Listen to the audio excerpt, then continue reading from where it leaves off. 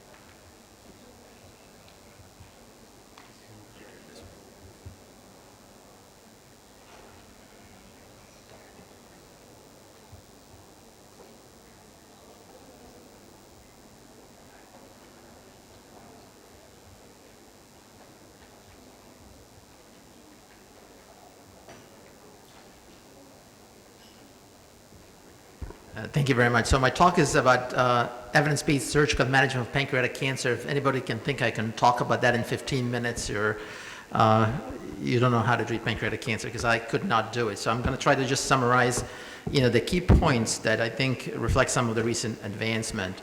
I have no financial disclosure. So in terms of criteria of resectability, this is what what has been universally accepted. There was obviously some variation depending on the experience of the surgeon, but what are the clear resectable criteria? No distant metastasis, clear fat between the celiac axis and superior mesenteric artery and hepatic artery. There it has to be a patent superior mesenteric vein and a portal vein.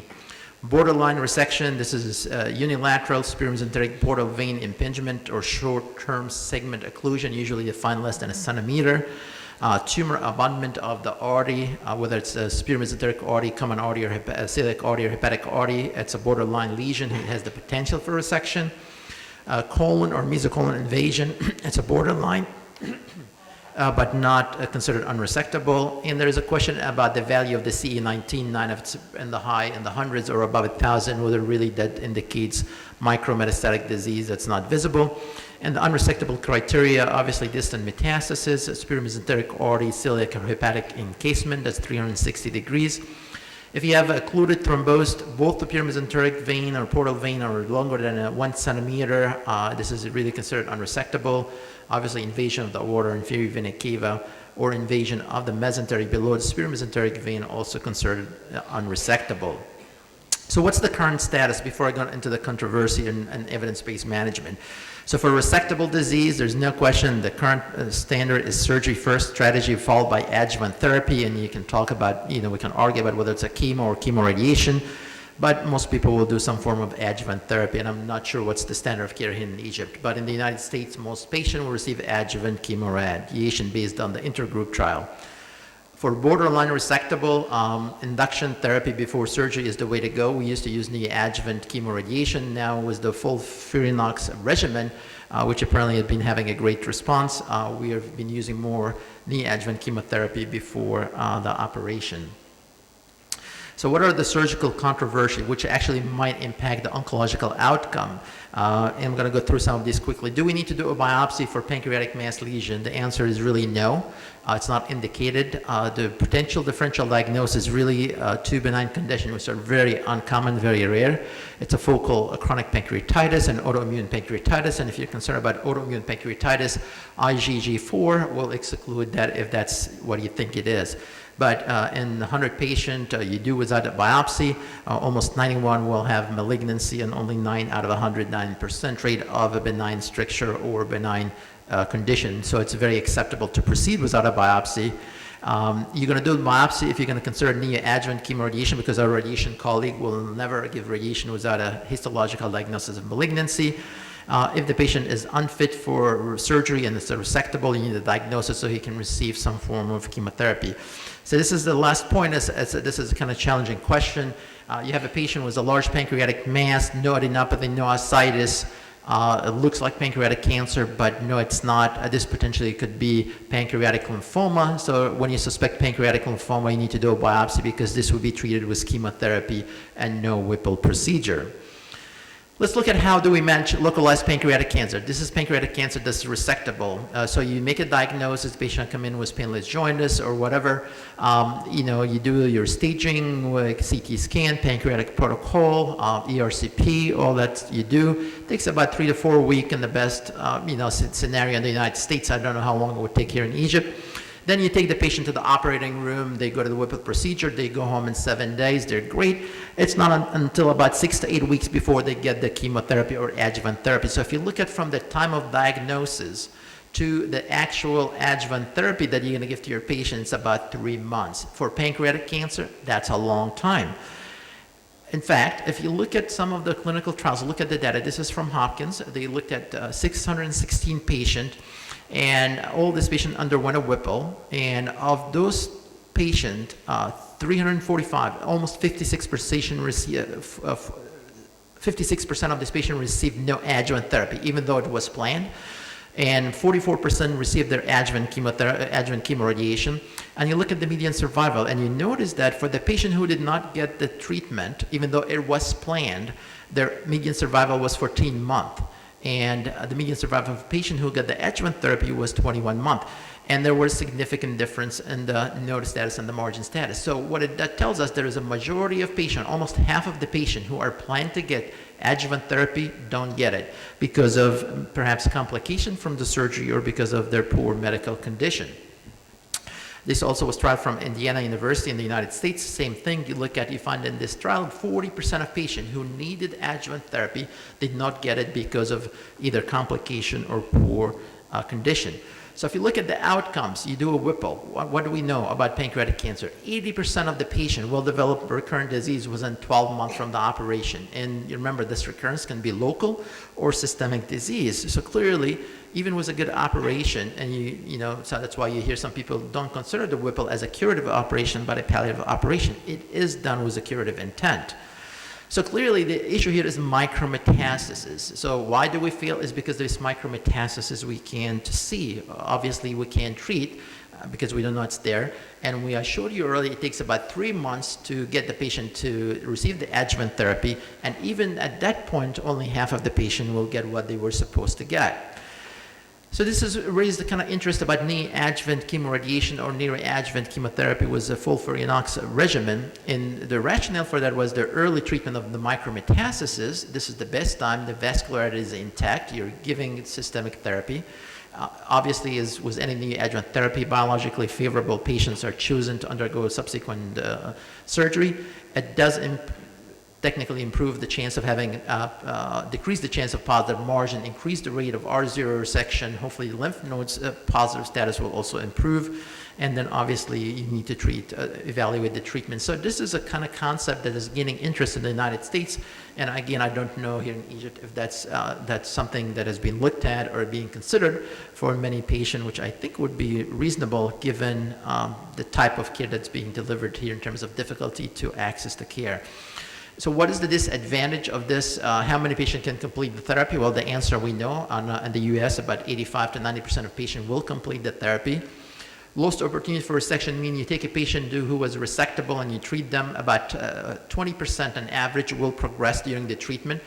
Is that a failure? No. You actually biologically choose in the patient who would not have done well even if you have done the Whipple, so it's not really a disadvantage in my view. Response rate and resection rate is high. It's kind of hard to figure out because it depends on the aggressiveness of the surgeon.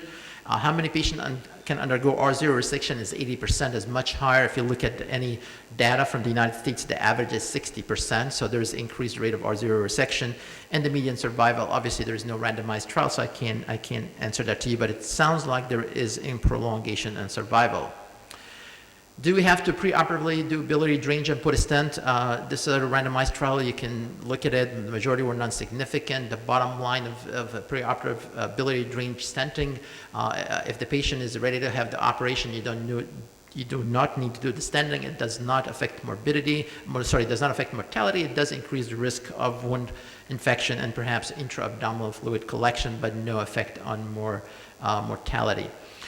Do we need to do total pancreatectomy? The simple answer is no. When you look at this trial, they compared the patient who had total versus standard Whipple procedure. Actually, total pancreatectomy patient actually did worse because of the diabetes, because this patient became instantly diabetic, and that's why they do worse than the regular standard Whipple procedure.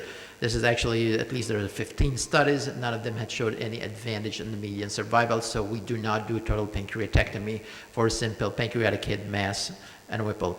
Extended lymph node dissection, again, this is the kind of the standard, what I do in an operation. You can look at here the field of my dissection. Obviously, you can see it here. This is the portal vein here.